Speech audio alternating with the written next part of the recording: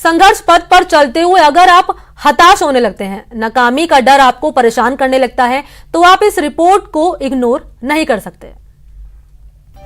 जो तूफानों में पलते जा रहे हैं, वो दुनिया बदलते जा रहे हैं।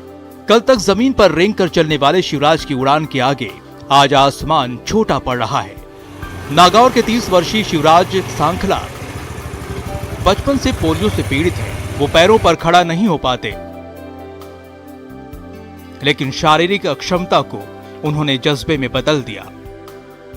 2019 के अंदर फरवरी के अंदर शाहजहां यानी यूएई के अंदर मेरा भारतीय पैराशूट टीम में चयन भी हुआ था, लेकिन कुछ कारणों से मैं जा नहीं पाया क्योंकि मैं टॉप 5 में था और भारतीय जो पैराशूटिंग टीम है वो टॉप 3 को ले जा रही थी। तो मेरे पास एक था कि भाई आप अगर तो अपने स्तर पर अगर आप एक्सपोजर करते हो, एक्सपोजर आपको देते हैं तो आप चाहिए। तो मेरा एक ऐसा एंगल आया था, तो मैंने वहां से एक संकल्प लिया कि पैसा कोई बड़ी बात नहीं है, लेकिन आपका हौसला बड़ा होना चाहिए। मेड़ता शहर के एक साधारण परिवार में जन्मे शिवराज ने अपने गांव से 80 किलोमीटर दूर अजमेर शहर में निशानेबाजी का 2 साल प्रशिक्षण लिया। इसके बाद 4 बार राष्ट्रीय और राज्य स्तर पैराशूटिंग प्रतियोगिता में भाग लेकर गोल्ड, रजत और कांस्य पदक जीतकर नागौर के नाम का डंका बजा दिया। अपने साथ के कस्बे के और भी शूटर्स को साथ में ले जाऊं, तो मेरा प्रयास रहा। और मैं सरकार से भी कहना चाहता हूं कि हमारी जो पैरा शूटिंग है, जो भी पैरा कैटेगरी, उनको आगे बढ़ाए। कभी आर्थिक तंगी के चलते अंतर्राष्ट्रीय प्रतियोगिता के लिए शारजा नहीं जा सकने वाले शिवराज आज अपने गांव में शूटिंग एकेडमी खोलकर नौनिहालों को गढ़ रहे हैं। यहाँ सर ने अपना एक प्रयास किया और शूटिंग एकेडमी खोली, तो हमें मौका मिला यहाँ आने का, देखने का, और हमें पता चला कि शूटिंग क्या होती है, क्या क्या लेवल होते हैं उसके, किस लेवल तक हम जा सकते हैं, अपना नाम कमा सकते हैं। और शिवराज सर ने हमें काफ़ी मोटिवेट किया। सर पैरों से विकलांग है, इन्होंने इतना बड़ा हौसला दिखाया, तो हम तो पूरा शरीर हमारे साथ है, तो हम क्यों नहीं हौसला अपना बढ़ा सकते। बस सर से इसी मोटिवेशन से हम मोटिवेट हुए हैं और आज हम शूटिंग कर रहे हैं। सर से सीख रहे हैं शॉट चलाने का, कैसे शॉट चलाने हैं, कैसे ब्रीथिंग को कंट्रोल करना है। इससे पहले हमें कोई नॉलेज नहीं था कि शूटिंग क्या होती है। अगर भगवान ने चाहा तो इस बार शायद नेशनल में और ओलंपिक में गोल्ड ले आएंगे। गुरुजी ने पिस्टल हाथ में दी है, अब इस गेम को आगे बढ़ना है। गुरुजी का सपना भी यही है, ओलंपिक में जाना और देश का नाम, इस छोटे से कस्बे का नाम रोशन करना। शिवराज की अचूक निशानेबाजी भले ही देखने वाले को दांतों तले उंगलियां दबाने को मजबूर कर रही हो, लेकिन ये रास्ता इतना आसान भी नहीं था। शूटिंग के पहले पावर लिफ्टिंग की दुनिया में शिवराज का सिक्का चलता था। 12वीं की पढ़ाई के बाद पावर लिफ्टिंग शुरू की, कई प्रतियोगिताएं अपने नाम की। 150 किलोग्राम भार का वेट उठा चुके हैं शिवराज की पावर लिफ्टिंग से शूटिंग की दुनिया में आने की वजह भी बड़ी दिलचस्प है। 2016 में रियो ओलंपिक ने शिवराज की जिंदगी में बदलाव लाया। अभिनव बिंद्रा को खेलते देख निशानेबाजी करने की ठानी। शिवराज ने फरवरी 2016 में पहली बार पिस्टल थामी। दिसंबर 2016 में पुणे में गोल्ड मेडल अपने नाम कर लिया। जापान के टोक्यो में होने वाले ओलंपिक की तैयारी कर रहे शिवराज हौसले की उम्दा मिसाल हैं, जिनकी कामयाबी पीढ़ियों को प्रेरित कर रही है। अभिषेक आड़ा, news 18 Rajasthan, bureau report, Nagaur. चले बढ़ते अगली खबर की ओर। आज अंतर्राष्ट्रीय दिव्यांग दिवस है। वाकई हम दिव्यांगों को संबल देने वाली योजनाओं को उन जरूरतमंदों दिव्यांगों तक पहुंचा पाए, या फिर यूं ही अपनी पीठ थपथपाने के लिए संबंधित विभाग इस दिवस को मनाने के साथ ही अपनी जिम्मेदारियों से इतिश्री कर लेता है। ये तस्वीरें तो शायद यही बयां करती है। जयपुर के भट्टा बस्ती के दिव्यांगों से बातचीत की हमारे संवाददाता भंवर पुष्पेंद्र ने। आपने बुलंद दरवाजे के बारे में सुना होगा, आपने जयपुर के 4 दरवाजे के बारे में सुना होगा, और अगर दीन की तालीम रखते हैं तो शायद आपने जन्नती दरवाजे के बारे में भी सुना होगा। लेकिन मैं आपको एक ऐसे दरवाजे पर लेकर आया हूं जो दर्द का दरवाजा है। आज विश्व विकलांग दिवस है, लेकिन सरकारी योजना इस दरवाजे तक नहीं पहुंचती। ये दरवाजा सिर्फ दर्द के लिए खुला रहता है। दर्द आता है और आता ही रहता है, लेकिन सरकारी योजना यहां आकर दम तोड़ देती है। इस दरवाजे से अंदर प्रवेश नहीं कर पाती। उसी की एक बानगी दिखाने की कोशिश करूंगा अपने साथी भवानी के साथ। भवानी, अंदर आए, और ये मैं आपको बता दूं कि ये एक ऐसे परिवार के किराए का मकान है जहां ये अंदाजा लगाना बहुत मुश्किल हो जाता है कि ये किराए का मकान है या जिंदगी ही किराए पर चल रही है। दर्द है कि खत्म होने का नाम नहीं लेता, एक टीस है जो बार बार इस परिवार को खाई जाती है। सबसे पहले तस्वीरों के साथ भवानी आप अंदर चलिए और मैं दिखाने की कोशिश करता हूं कि ये पूरे घर का एक तरीके से कह सकते हैं कि जितना भी सजावटी सामान है यही एक कमरा भर है, जो मुश्किल से 10 बाई 10 का भी नहीं है। इसी में ये जिंदगियां रहती हैं। सामने जो 2 बच्चियां आप देख पा रहे हैं ये मूक बधिर हैं, ना ये सुन सकती हैं ना ये कुछ कह सकती हैं। एक भाई है जिसको 10 महीने हो गए गायब हुए, वो भी मूक बधिर और दिव्यांग हैं, लेकिन उनको अभी तक पुलिस नहीं तलाश पाई है। तस्वीरों में आप देख रहे हैं एक माँ अपने हाथ में बच्चे की तस्वीर लिए खामोशी के साथ यही कहना चाहती है कि कोई तो सुन ले, कोई तो आए। कहाँ है विश्व विकलांग दिवस मनाने वाले वो लोग जो होर्डिंग, पोस्टर, बैनरों में करोड़ों रुपए खर्च कर रहे हैं। तमाम तरह के कार्यक्रम देश भर में हो रहे हैं, लेकिन दर्द है कि यहाँ पर घुटने टिकाए बैठा है। तो मैं ये तस्वीरें आपको दिखा रहा हूँ और उस माँ से भी बात करने की कोशिश करूंगा। क्या नाम है आपका? मेरा नाम नसरीन है। नसरीन जी, मैं आपसे ये जानना चाहता हूँ कि जो तस्वीर आपके हाथ में है, क्या कहानी है इस तस्वीर की, क्या बात हुई? इसकी कहानी बहुत लंबी कहानी है और किसी ने भी कुछ भी हमारी सहायता नहीं की। हमारे बच्चे को आज खोए हुए 10 महीने हो गए और 4 बच्चे विकलांग है मेरे। इसी तरह से किसी चीज का हमें सहारा नहीं है। किसी चीज का ऐसा लगता है कि मर जाओ कि जियो, ना मरने में हम ना जीने में। और इसको इतना तलाश करा इस बच्चे को, मासूम को, ये बोल भी नहीं पाता है, न ये लेटरिन धो पाता है, न ये खा पाता है। इसकी माँ इसको खाना खिलाती थी और इसकी माँ इसको सब कुछ करती थी। और ना जाने ये बच्चा कहाँ घुमा गया, 10 महीने से कोई पता ही नहीं चला है, न जिंदा न मुर्दा। और पुलिस वालों का भी कोई गेट हमने खटखटा है, लेकिन पुलिस वालों ने भी हमें कोई सहायता नहीं करी। तो ये जो आंसू हैं ये समझाने की कोशिश कर रहे हैं। मैं नहीं चाहता कि एक माँ किसी कैमरे पर रोए, न्यूज़ 18 ये बिल्कुल नहीं चाहेगा, लेकिन ये दर्द है कि आंखों से बाहर निकल आता है बार बार जब बेटे की याद आती है, क्योंकि माँ तो माँ होती है। बेटा चाहे दिव्यांग हो चाहे सर्वांग हो, माँ का दिल उसके लिए दुखता है। कैसे ये गायब हो गया था, पुलिस ने क्या मदद नहीं की, अब तक क्या हुआ है?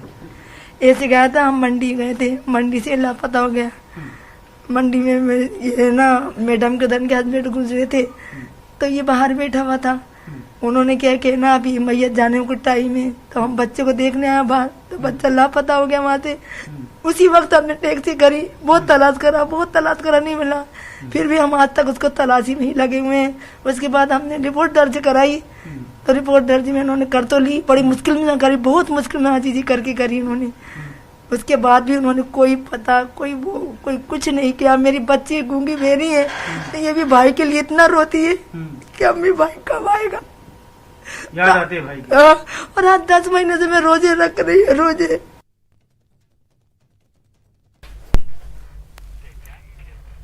संयुक्त राष्ट्र आम सभा ने दिव्यांगजनों के अंतर्राष्ट्रीय वर्ष के रूप में वर्ष 1981 को घोषित किया था, लेकिन इनके उद्धार के लिए हुए काम नाकाफी दिखते हैं। हमारे संवाददाता भंवर पुष्पेंद्र ने ऐसे ही एक नेत्रहीन महिला से बातचीत की, जहां महिला का जीवन और उसका परिवार विभागीय लापरवाहियों का शिकार है।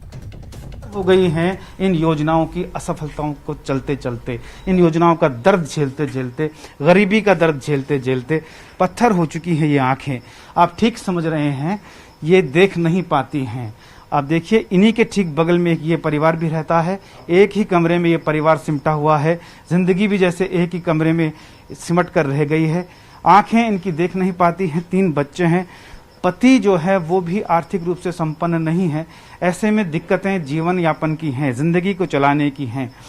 हो सकता है कि ये नहीं देख पाती हैं, लेकिन वो लोग तो देख पाते होंगे जो जिम्मेदार हैं, जो अपने कंधों पर जिम्मेदारियों का बोझ लेकर चलने की बातें करते हैं, जो विभाग बार बार ये दम भरते हैं कि उनके दम पर दिव्यांगों की जिंदगियां चलती हैं। उनके होर्डिंग्स को देख करके लगता है कि सब कुछ ठीक है, कहीं कोई दिव्यांग परेशान नहीं है। उनकी तमाम योजनाओं की बातें सुनकर ये लगता है कि वाह क्या खूब चल रहा है। लेकिन जरा यहाँ आकर देखिए, आपको तो भगवान ने आंखें दी हैं, आप तो वो विभाग हैं जो इनके अंदर तक झांक सकते हैं। भले ये नहीं देख सकते हैं, लेकिन इनकी परेशानियों को आप सुन सकते हैं। ये मैं नहीं कह रहा हूँ, मेरा कैमरा भी नहीं कह रहा है, ये खुद कहेंगे कि इनके साथ क्या परेशानी है। क्या नाम आपका? शमा। क्या नाम है? क्षमा। क्षमा, ये जिंदगी की क्षमा तो बुझी बुझी सी हो गई है। क्या लगता है क्या हुआ है? आंखों से दिखता नहीं है मुझे। अच्छा, मुझे देख पा रही हैं आप? नहीं, मेरे को नहीं दिख रहा आप। नहीं दिख रहा हूँ? नहीं। मैं आपसे जानने आया हूँ कि आपकी परेशानियाँ क्या है, कैसे जिंदगी चलती है? मेरी जिंदगी ऐसे चलती है कि आदमी भी कमाने वाला नहीं है और मेरा बच्चा है, ये कोप गिलास धोने जाता है होटल पे। कितने साल का है? 9 साल का बच्चा है मेरा। ये 30 रुपए रोज मिलते हैं इसको। अच्छा। कभी 20 दे देता है, कभी 30 दे देता है और ये मोहल्ले वाले खाना पहुंचा देते हैं तो ये खा लेती हूँ मैं। वो 20-30 में छोटे बच्चे का साथ है तो उसकी दूध की एक थैली आ जाती है, 2 दिन चल जाती है। अच्छा, एक दूध की थैली 3 बच्चों में 2 दिन चल जाती है? 2 दिन चल जाती है एक दूध की थैली। कम कम करके चलाते हैं कि कहाँ से आएगा कहाँ से आएगा। बस्ती वाले ठंडा बासी जो खाना बचता है वो मेरे पहुंचा देते तो वो मैं खा लेती हूँ। अच्छा, एक चीज बताओ, बच्चा जो जाता है कमाने में तो बाल मजदूरी करना तो ठीक नहीं है, लेकिन क्या करे, मजबूरी ऐसा है? मजबूरी ऐसी है कि भिजाना पड़ता है बच्चे को कि रोज रोज भी कौन 10 रुपए देगा दूध के लिए। तो वो 20 रुपए रोज लेके आता है, कोप गिलास धोता है, होटल पे मजदूरी करता है। इतना छोटा बच्चा आपका कमाने जाता है, आपको कई बार लगता होगा कि एक माँ होने के नाते कि क्या ऐसा लगता है कि मैं मेरे बच्चे को कमाने नहीं पहुंचाऊं। मेरी आंखों से ना आंसू आ जाते हैं कभी कभी कि पापा अगर अच्छे होते तो बच्चा काम पे नहीं जाता। और वो बच्चा भी बोलता अम्मी मुझे सर्दी लगती है, ठंडे में ठंडा पानी से धोए जाते नहीं बेटा, अपन को रोज 10 रुपए कहाँ से आएंगे। 20 रुपए में दूध की थैली लाएगा तो 3 दिन चाय बना लेंगे अपन। तो बच्चा चीज भी नहीं खाता, वो 20 रुपए लाता है तो वो अम्मी को ही दे देता है। अच्छा। और चीज खाने को भी कोई बोलता है कि फरहान हमारे को ये ला दे वो ला दे। फरहान नाम है उसका? फरहान नाम है। तो जैसे काम कराते हैं कि मेरे को ये सामान ला दे, 2 रुपए तू ले लियो, ये सामान ला दे 3 रुपए तू ले लियो, पैसे बचे तो ऐसे वो बच्चा चीज खा लेता है, वरना वो चीज भी नहीं खाता। आपने कहानी पढ़ी होगी ईदगाह। मुझे आज याद आ रही है कि एक बच्चा मेले में जाता है, कुछ टके अपनी अम्मी से लेकर उनके लिए चिमटा लेके आता है। अच्छा, सरकारी विभाग है, सरकार ने कभी सुध ली हो कोई? कुछ भी वैसे सहायता तो कुछ भी नहीं करी। वो 500 रुपए महीने पे सवार करती थी पेंशन के, तो वो भी मेरी है ना पेंशन 4 साल से मेरी पेंशन नहीं आ रही। तो ये बड़ी बात है, 4 साल से पेंशन नहीं आ रही है। ये घर आप देख सकते हैं, छोटे छोटे बच्चे देखिए, क्या उम्र है इस बच्चे की, चूड़ी के कारखाने में काम करने को मजबूर है। और क्या उम्र है इस बच्चे की, ठंडे पानी में सर्दी में जब आप हीटर चला के सो रहे होते हैं या वार्मर से पानी गर्म कर रहे होते हैं या फिर आपके घर में गीजर से पानी गर्म होकर आप नहा रहे होते हैं, तब ये बच्चा कड़ाके की ठंड में दुनिया के झूठे गिलास धो रहा होता है। तब कहाँ जाते हैं विभाग, क्या हो जाता है उन विभागों को, सांप सूंघ जाता है उन योजनाओं को जिनका दम भरकर हम विकलांग दिवस, दिव्यांग दिवस मना रहे हैं। अगर यही दिव्यांग दिवस की सफलता है तो ऐसी सफलता शायद नहीं चाहिए, इसको बदलने की जरूरत है। और ये नहीं बदलेगी तो हालात और बद से बदतर हो सकते हैं। यहां रुकता छोटे से ब्रेक के लिए, जल्द लौटते हैं। ब्रेक के बाद आप सभी का स्वागत है। आज अंतर्राष्ट्रीय दिव्यांग दिवस है, लेकिन ये दिवस मुंह चिढ़ा रहा है उन योजनाओं को जो दिव्यांगों के हितों को दरकिनार किए हुए हैं। यूं तो यह दिवस हर साल 3 दिसंबर को मनाया जाता है, लेकिन एक दिन दिवस मनाने से ज्यादा जरूरी ये है कि योजनाएं उन जरूरतमंदों तक पहुंचे।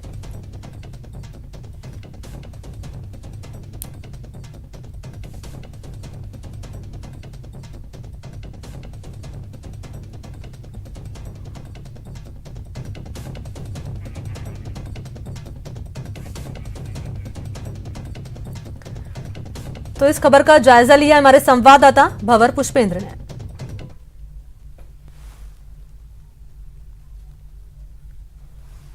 मैंने आज ही कहीं पढ़ा था कि ये मत कहो खुदा से कि मेरी मुश्किलें बड़ी हैं, जाकर मुश्किलों से कह दो मेरा खुदा बड़ा है। लेकिन यहाँ दर्द उससे भी बड़ा हो गया है। जिस दहलीज पर मैं हूँ, ये दिखाने की मैं कोशिश करूँगा, यहाँ 2 दिव्यांग बच्चे हैं जो साथ साथ रहते हैं और बड़ी विपदा यह है कि उनकी माँ उनके साथ नहीं है। ऐसे में परेशानियां और ज़्यादा बढ़ जाती हैं जब दरवाजे की दहलीज तक ये कदम नहीं पहुंच पाते, लेकिन परेशानियों के कदम इनकी दहलीज पर दस्तक देते रहते हैं और बार बार दस्तक देते रहते हैं।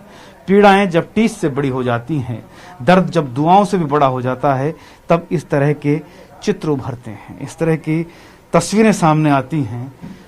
यहाँ इनकी मौसी, इनकी खाला हैं जो इनका ख्याल रखती हैं, कोई और इनका ध्यान रखने वाला नहीं है। ये देखिए, ये यहाँ पर मौजूद हैं दोनों बच्चे, चल नहीं सकते, चलने में असमर्थ।